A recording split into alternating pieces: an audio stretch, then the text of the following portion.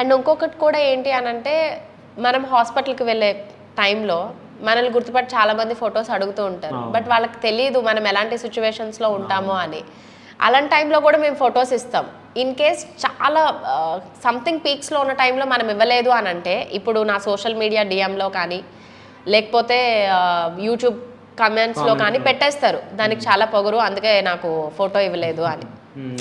అంటే జస్ట్ ఒక్క దాంతో వాళ్ళు జడ్జ్ చేసేస్తారు, వీళ్ళకి ఇంత పొగరు, వీళ్ళకి ఇది అది ఇది అని చెప్పి.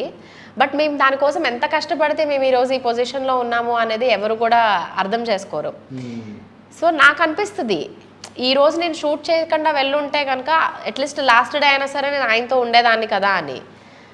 కానీ ఏం చేస్తాము, టైం ఇలానే రాసి పెట్టుంటుంది అని చెప్పి మనం అనుకుంటూ ఉంటాం. సో అన్నీ అలా సడన్గా జరిగిపోతూ ఉంటాయి అనమాట. సో ప్రతి ఆర్టిస్ట్ ఫేస్ చేసేవే ఇవి.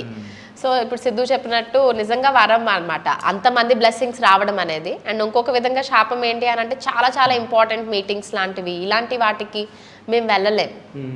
సో చాలా జరుగుతూ ఉంటాయి.